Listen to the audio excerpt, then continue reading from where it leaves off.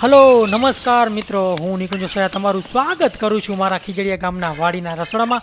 મિત્રો આજે આપણે બનાવશું ફૂલ દેશી સ્ટાઇલમાં કાઠિયાવાડી થાળી, જેમાં હશે લીલો રીંગણાનો ઓળો, ગાજરનું આથણું અને સલાડ અને સાથે હશે માખણ। તો ચાલો શરૂ કરીએ।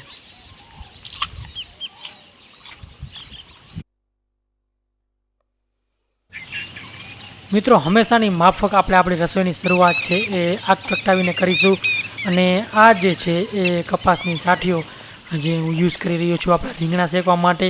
આપણે તાજા રીંગણા પણ તોડી લેશું, કોઈ પણ પ્રકારના રીંગણા તમે અહીંયા યુઝ કરી શકો છો।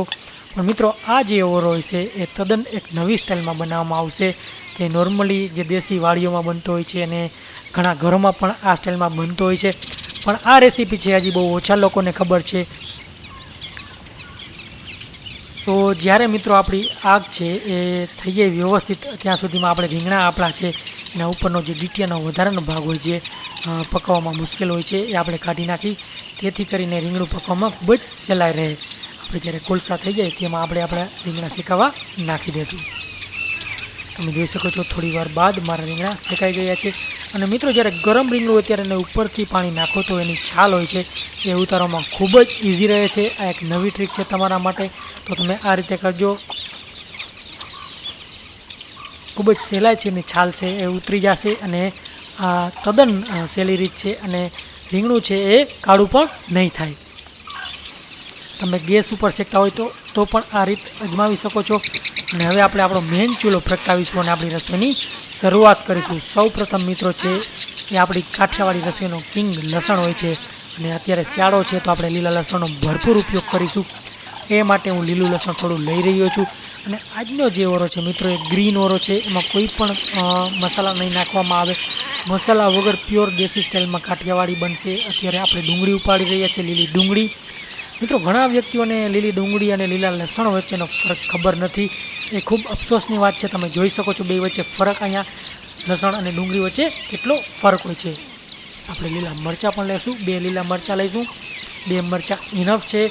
જો તમારે વધારે તીખું ખાવું હોય તો તમે લીલી મરચી પણ નાખી શકો છો। આપણે ડુંગળીને ફોતરા ઉતાર્યા બાદ આપણે તેને પણ ઝીણી સમારી લેશું।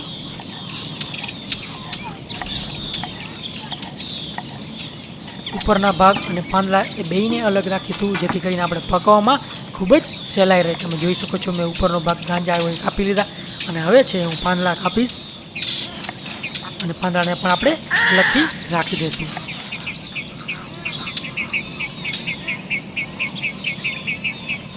હવે મિત્રો આપણે કાઠિયાવાડી રસોઈનો કિંગ એટલે કે લસણ, લીલા લસણનો શિયાળો છે એટલે આપણે ભરપૂર ઉપયોગ કરીશું। આ લીલું લસણ છે એને પણ હું 2 ભાગમાં વહેંચીશ, અને 2 ભાગને અલગ રાખીશ, ઉપરના જે ગાંજા હોય છે એને પણ અને જે લીલા પાંદડા હોય છે એને પણ। અને આપણે બેયને અલગ અલગ રીતે પકવીશું, જેથી કરીને એક પરફેક્ટ રેસીપી આપણી પાસે બને અને ખાવામાં ખૂબ જ મજા આવે। તમે જોઈ શકો છો મેં લીલું લસણ કાપી નાખ્યું છે, હવે પાંદડા પણ હું કાપી નાખીશ અને એને પણ વ્યવસ્થિત રીતે અલગ રાખી દઈશ। કોઈ પણ વસ્તુ ભેગી નથી કરતો, ડુંગળી અને લસણના પાંદડા પણ અલગ રાખ્યા છે। આપણે તેવી જ રીતે લીલા મરચાં પણ સમારી લેશું, એને પણ ઝીણી કટકી કરી લેશું। હું અહીંયા 2 મરચાંનો યુઝ કરી રહ્યો છું। આ મીડિયમ સ્પાઇસી મરચાં છે, સાવ મોડા પણ નથી અને ફૂલ તીખા પણ નથી। જો તમને તીખું પસંદ હોય તો તમે વધારે લીલી મરચી પણ વાપરી શકો છો। આપણે રીંગણાની છાલ ઉતારી લીધા બાદ એને પણ આપણે ઝીણું કટિંગ કરી લેશું। મિત્રો જોઈ શકો છો તમે મારું જે મસાલાનું બોક્સ છે એ ખૂબ જ અદ્ભુત દેખાઈ રહ્યું છે, લાકડાનું છે। જો તમારે પણ આ મગાવવું હોય તો એની લિંક છે હું ડિસ્ક્રિપ્શનમાં આપી દઈશ। મેં એમેઝોનમાંથી મગાવ્યું છે, ખૂબ જ જોરદાર વસ્તુ છે। આ એન્ટિક પીસ લાગે જ્યારે આપણે ઘરમાં રાખીએ, અને પ્રાઇસ બી એટલી બધું વધુ નથી। જો તમારે ઓર્ડર કરવો હોય તો લિંક મેં નીચે આપી દીધી છે। હવે મિત્રો આપણા ગ્રીન ઓળા માટે હું થોડું તેલ ગરમ કરીશ। અહીંયા જનરલી આપણે ઓળા માટે હોય છે સિંગ તેલ અથવા તો તલનું તેલ વાપરતા હોઈએ છીએ। અત્યારે હું સિંગ તેલ જ્યારે આપણે ગરમ થઈ જાય ત્યારે એમાં આપણે થોડું જીરું નાખી દઈશું, આખું જીરું, બીજો કોઈ પણ સૂકા મસાલા નહીં પડે મિત્રો એના સિવાય। અને આપણે હવે નાખીશું લસણ, લીલું લસણ છે સમારેલું એ આપણે નાખી દઈશું। થોડી વાર આપણે લસણને પાકવા દઈશું, જેથી એની સુગંધ છે એ તેલમાં ભળી જાય અને ખૂબ જ સારો ટેસ્ટ આપે। જે પ્યોર કાઠિયાવાડી ટેસ્ટ હોય છે એ આવી રીતે જ આવે છે। થોડું લસણ પાકી જાય તે પછી આપણે ડુંગળી પણ નાખી દઈશું। મિત્રો 2 પાંદડા છે હજી મેં એને અલગ રાખ્યા છે। બધું નાખી દીધા બાદ સારી રીતે આપણે આને મિક્સ કરી લઈએ અને થોડીવાર માટે પાકવા દઈએ. જ્યારે પાકી જાય ત્યારે આપણે એમાં લીલું મરચું પણ નાખી દઈશું. ફરી પાછું સારી રીતે મિક્સ કરી લઈશું. લસણના પાંદડા હોય છે થોડા કડક હોય છે ડુંગળીના મુકાબલામાં, તો આપણે એ પણ અત્યારે નાખી દઈશું અને ફરી પાછું સારી રીતે મિક્સ કરી લઈશું. સારી રીતે મિક્સ કરી લઈએ અને મિત્રો હવે આપણે જે રીંગણાનો ઓળો છે શેકેલો એ પણ નાખી દઈશું. જો તમારે ભઠ્ઠાની વ્યવસ્થા ન હોય તો તમે ગેસનો ચૂલો હોય છે એના પણ રીંગણુંને આરામથી શેકી શકો છો. બધાને ખબર જ છે ગુજરાતમાં તો ખાસ કરીને, પણ જે લોકોને નથી ખબર એના માટે કહી દઉં છું. મિત્રો તમે જોઈ શકો છો મારું મસાલિયું ખૂબ જ જોરદાર દેખાઈ રહ્યું છે, ખૂબ જ એન્ટિક પીસ છે. આપણે સ્વાદ પ્રમાણે મીઠું પણ નાખી દઈશું.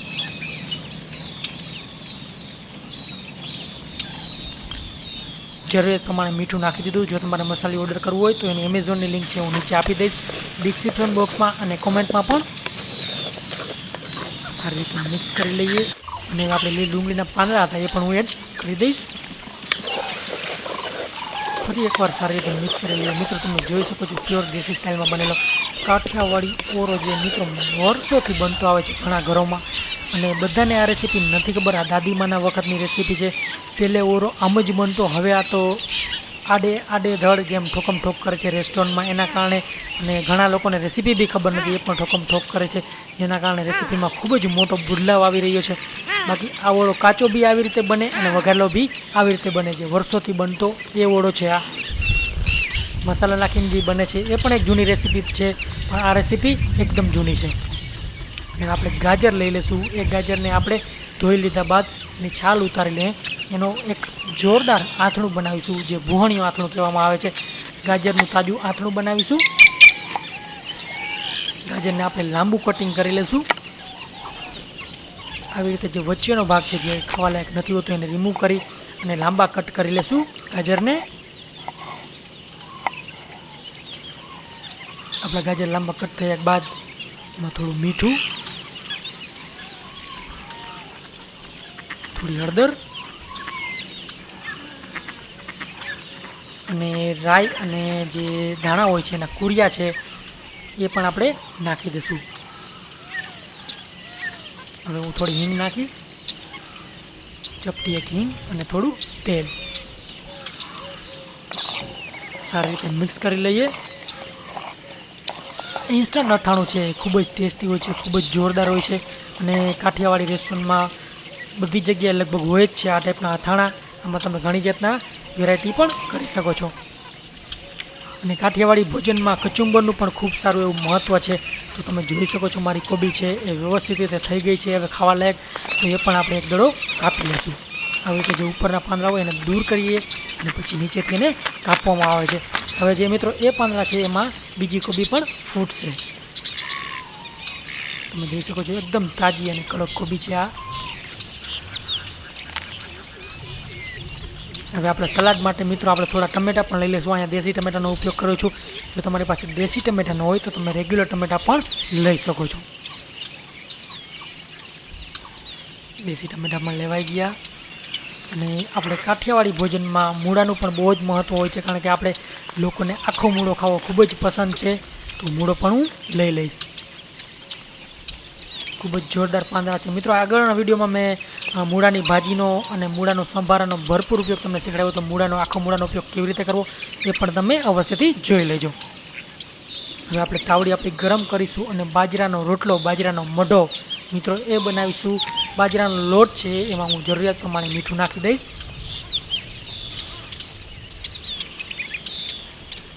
આપણી કાઠિયાવાડી ભોજનની શાન છે બાજરાનો રોટલો. જરૂરિયાત પ્રમાણે પાણી નાખી અને હું સારી રીતે લોટ બાંધી લઈશ, જેથી કરીને આપણે એક સારો એવો કાઠિયાવાડી પ્યોર કાઠિયાવાડી સ્ટાઇલમાં જે મઢો કહે છે રોટલો, બાજરાનો રોટલો એ બનાવીશું.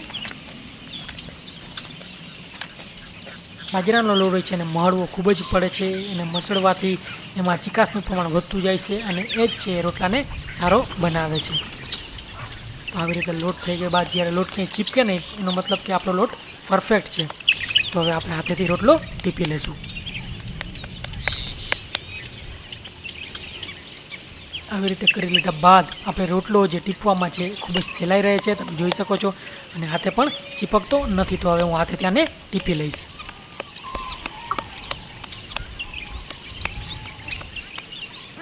આવી રીતે જેની રોટલાની કોર હોય છે એને પાતળી આપણે આવી રીતે કરી શકીએ છીએ. જ્યારે તાવડી ફૂલ ગરમ થઈ જાય ત્યારે હંમેશા એમાં રોટલો નાખવો, નહીંતર કાચો રહી જશે અને પલટવામાં પણ ખૂબ જ મુશ્કેલ પડશે. આવી રીતે હળવે હળવે તાવીથા અથવા તો ચાકાની મદદથી આપણે રોટલાને પલટીશું. તમે જોઈ શકો છો સારો એવો કલર દેખાઈ રહ્યો છે રોટલાનો અને ધીમા તાપે બહુ સારી રીતે પાકી રહ્યો છે. હવે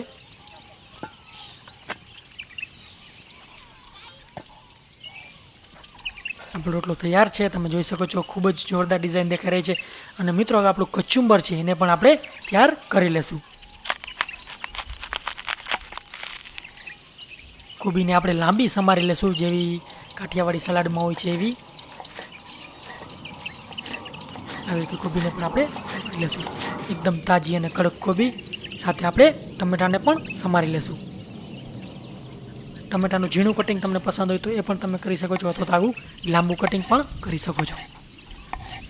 અને ઓપ્શનમાં મિત્રો હજી આમાં તમે મૂળાના પાન નાખી શકો છો, ડુંગળીના પાન નાખી શકો છો, થોડું દરેલું જીરું, ધાણા જીરું છે, સ્વાદ પ્રમાણે મીઠું, બે નાખ્યા બાદ આપણે સારી રીતે એને મિક્સ કરી લેશું. તમને પસંદ હોય તો લીંબુ પણ નાખી શકો છો થોડું, પણ આ ટમેટા હોય છે દેશી, એ ખાટા હોય છે એટલે લીંબુની જરૂરિયાત રહેતી નથી.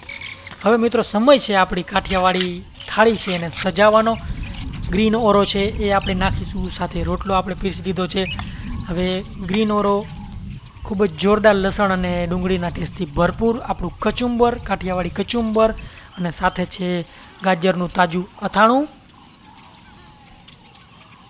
અને આપણે ઉપરથી મિત્રો જે હોય છે આપણા રોટલાની સાણ વધારવા માટે આપણું ઘરનું જે માખણ હોય છે એ નાખીશું, વ્હાઈટ માખણ, સાથે હશે મૂળો. તો મિત્રો તૈયાર છે આપણું કાઠિયાવાડી દેશી ભોજન, એકદમ દેશી પદ્ધતિથી બનેલું શુદ્ધ કાઠિયાવાડી ભોજન. હું આશા કરું છું કે તમને આ રેસીપી પસંદ આવી છે. પ્લીઝ લાઇક, શેર અને કોમેન્ટ કરો. મારા વિડીયોને તમારા મિત્રો સાથે શેર કરો.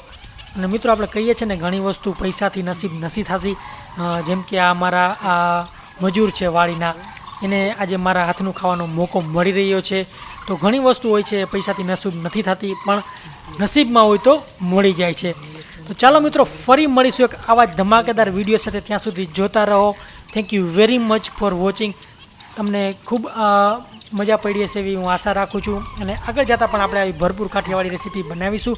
તમારી જે પસંદીદા કાઠિયાવાડી અને ગુજરાતી રેસીપી છે એ કોમેન્ટ કરો, જેથી એ રેસીપી પર હું આગળ કામ કરી શકું આગળના વિડીયોમાં. અને હું આશા કરું છું કે આ બધી રેસીપી છે તમને પસંદ આવી હશે. જો તમારા સજેશન કે કોઈ સુઝાવ હોય તો અવશ્યથી મને મોકલજો, જેથી કરીને આપણે સાથે મળીને આપણા ગુજરાતી ખાણીપીણીનો એક ભરપૂર ઉપયોગ કરી શકીએ અને મજા માણી શકીએ. ચાલો મિત્રો, હું મારા ખાવાના આનંદ માણું છું. મળીશું એક ફરી આવા ધમાકેદાર વિડીયો સાથે. ત્યાં સુધી આવજો, જોતા રહો. Please subscribe to all India recipe channel. ત્યાં સુધી આવજો. Thank you very much for watching.